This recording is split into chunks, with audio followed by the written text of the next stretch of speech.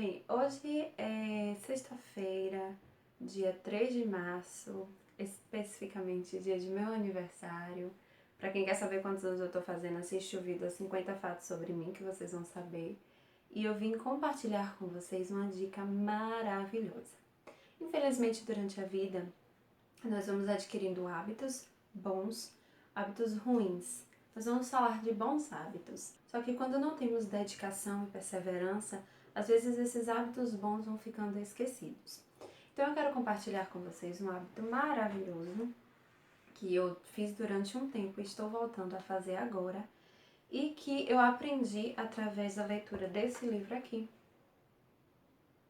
A Bíblia no Meu Dia a Dia, de Padre Jonas Abib. Para quem tiver a oportunidade de ler esse livro, é maravilhoso. Ele dá dicas de como nos familiarizarmos, como nos tornarmos cada vez mais íntimos da palavra de Deus. Dá o passo a passo de como a leitura deve ser feita, que você deve ler, que você deve saborear a leitura, contemplar, orar e meditar. Não sei se essa é a ordem certa, mas aqui tem uma dica legal, que é a dica do diário bíblico ou diário espiritual. E é sobre isso que nós vamos falar. A ideia é que a cada dia você escolha uma leitura bíblica. Nesse livro, ele dá uma ordem, de acordo com os estudos do padre e a avaliação. Ele diz para começar do Novo Testamento, e, se eu não me engano, especificamente da primeira carta de São João. Porque através dessa carta, tem muito tempo que eu li esse livro, mas eu lembro, através dessa carta nós vamos ter a certeza do amor de Deus para conosco, as promessas de Deus de nos amar até o fim dos tempos.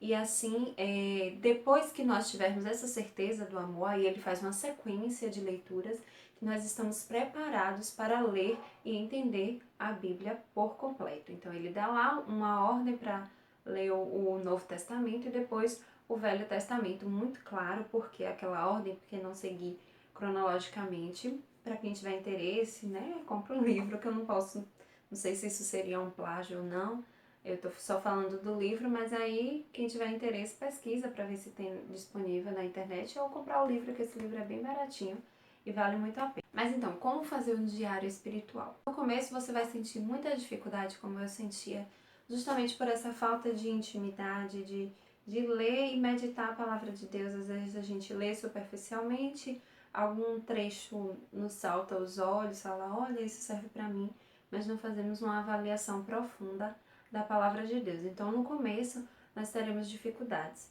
mas ao longo do tempo isso vai sendo uma prática boa.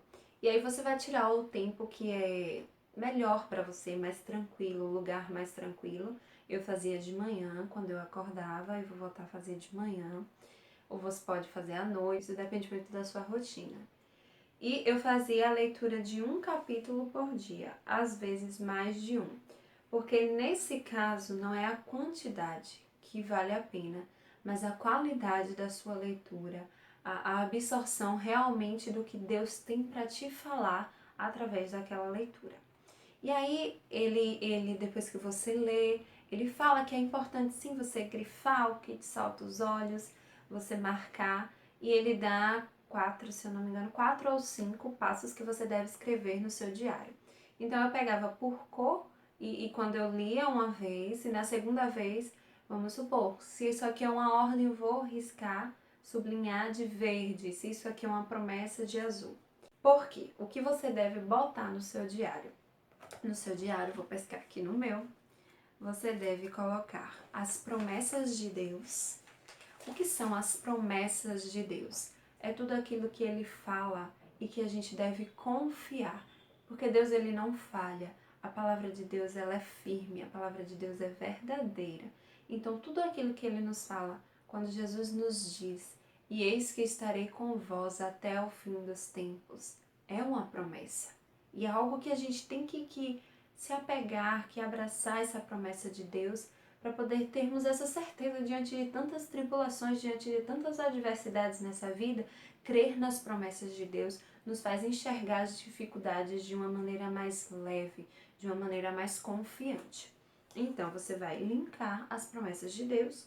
Aqui tem, vou dar sempre um exemplo de uma. Primeira carta de São João, capítulo 3, eu linkei entre algumas promessas a seguinte: e tudo o que pedirmos receberemos dele, porque cumprimos seus mandamentos e fazemos o que é agradável aos seus olhos.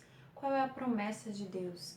Se você cumpre os mandamentos, se você faz o que é agradável aos olhos de Deus, eis que tudo o que pedires, recebereis.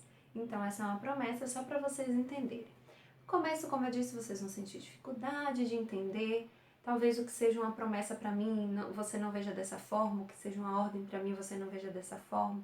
Depois que você vai se familiarizando. Em seguida, você vai linkar as ordens. Vamos supor, os mandamentos é aquilo que Deus nos determina. É aquilo que, se nós seguirmos, nós alcançaremos toda a graça e a plenitude de Deus. E principalmente aquilo que, se nós seguirmos, porque quando nós seguimos a ordem de Deus e não somos desobedientes e não somos questionadores, não questionadores no sentido de querer conhecer mais, mas no sentido de indagar, de duvidar o tempo todo, se nós seguimos essas ordens e através da nossa liberdade mesmo de seguir essas ordens, toda a nossa vida ela transcorre de uma maneira mais tranquila. Porque aquele que guarda a palavra de Deus, aquele que segue a palavra de Deus, ele consegue, como eu tinha dito anteriormente, levar a vida de uma forma mais leve, de uma forma mais natural. Então, vamos ver aqui mais um exemplo de uma ordem, vou pegar de outro capítulo. Gente, eu queria até falar isso. Vão existir capítulos que talvez, passagens, que talvez não tenham tudo isso. Aí você não tem problema, você não coloca. A intenção é colocar se você encontrar, se te despertar no coração que aquilo é uma ordem de Deus para ti ou uma promessa. Olha que ordem linda. Primeira carta de São João, capítulo 4. Caríssimos, amemo-nos uns aos outros, porque o amor vem de Deus. E todo aquele que ama nasceu de Deus e conhece a Deus. Então, o que acontece? Amemo-nos uns aos outros, eis uma ordem. E aqui também já tem, ao meu ver, um princípio eterno, que é todo aquele que ama nasceu de Deus e conhece a Deus. Isso é um princípio eterno, isso é imutável. Ou seja, se eu amo e conheço a Deus, eu vim de Deus. Isso é maravilhoso. E aí, já que eu falei nele, né? Você vai linkar os princípios eternos. Esse era o que eu tinha mais dificuldade, porque você confunde um pouco os princípios eternos com as ordens ou com os mandamentos. Mas, segundo a explicação do Padre Jonas, os princípios eternos são aquelas leis. Ele tem todo o cuidado em falar para não confundir as leis com os mandamentos ou com as ordens, mas são as leis que regem o céu, vamos supor assim. São os princípios que regem o reino de Deus. É aquilo que é imutável, é aquilo que constitui essa divindade e esse reino de Deus. Então, vamos lá. O princípio eterno. Nossa, a gente tem um aqui meio pesado. Eu vou ler, mas ele é pesado. Também está na primeira carta de São João, capítulo 4, que fala o seguinte: que não aceitar Jesus, esse não é de Deus, mas do anticristo. Isso é um princípio eterno. Eis que se você não aceitar Jesus, você não é de Deus, você é do anticristo. É um pouco pesado, mas é a palavra de Deus. A palavra de Deus nem sempre vai ser leve, nem sempre vai ser simples. Você lê e fala, oh, que maravilha, mas às vezes você vai ler e fala, ai meu Deus, que tapa na cara, acorda criatura. Vou procurar outro princípio eterno porque eu sei que ele é um pouco confuso. Quem acredita que Jesus é o Messias, nasceu de Deus. E quem ama o que gerou, ama o que foi gerado. É lindo, né? Então assim, gente, são os princípios eternos, são as leis que regem o reino de Deus. Depois que você linkou isso, você vai copiar mesmo, transcrever. É importante você transcrever essas citações para sua memorização, não só aqui, mas aqui. E aí, depois que você fez tudo isso, vem a parte mais íntima com Deus, mais pessoal. Aí você vai escrever a mensagem de Deus para mim. Ou seja, depois de eu ler tudo isso, de eu contemplar, de eu ver quais são as promessas, quais são as ordens, quais são os princípios eternos, que Deus tem para falar para mim, Kathleen, hoje, para mim, porque a minha vivência, a minha história, a minha situação atual é diferente da tua. Então, em cada palavra, em cada trecho da Bíblia, Deus tem uma mensagem especial para cada um de nós. Então, isso vai ser bem pessoal. Deixa eu ver se tem algum que eu possa partilhar com vocês. Na primeira carta de São João, capítulo 5, eu tô lendo ela porque tá aqui no começo, né? Como eu disse, começa lá pela ordem do Padre Jonas, pela primeira carta de São João.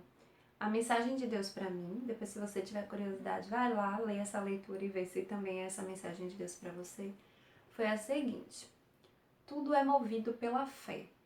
Amar a Deus vem da fé, assim como amar aos filhos de Deus vem da fé. O Senhor busca habitar nos lugares mais difíceis de tocar, na alma. Por isso, os alertas feitos são sanados quando abrimos o coração e deixamos que o Santo Espírito de Deus repouse em nossa alma. Desta forma, tudo será feito de acordo com a vontade de Deus e a graça acontecerá. Aqui já do Evangelho de São João, capítulo 1, vou compartilhar com vocês. A importância de crer que Jesus é o Messias, o enviado por Deus, para redimir os meus pecados e vencer o maligno. O Senhor me fala que eu tenho que honrar o seu sacrifício e a sua dor, ao entregar seu Filho Jesus para morrer cruel e dolorosamente, ser julgado e condenado por levar o Evangelho de Deus. Esta é a mensagem do dia: levar a palavra do Senhor na alma e professá-la sob qualquer circunstância. É preciso crer de verdade e não ser como Natanael, que precisou ouvir ou ver um sinal que mostrasse a veracidade da santidade de Jesus. Então aí você vai linkar a mensagem de Deus para você e depois que você linkar a mensagem de Deus para você, você vai escrever como aplicar isso em minha vida. Eu junto com a mensagem de Deus, né, como vocês viram, levar o evangelho no coração e na alma, eu faço uma só. E aí você vai ver de que forma essa palavra pode ser aplicável na sua vida, seja na sua vida em comunidade, na sua vida de oração, na sua vida em família, na sua vida como cristão. Você vai linkar isso e aí tá feito seu diário espiritual até o dia seguinte.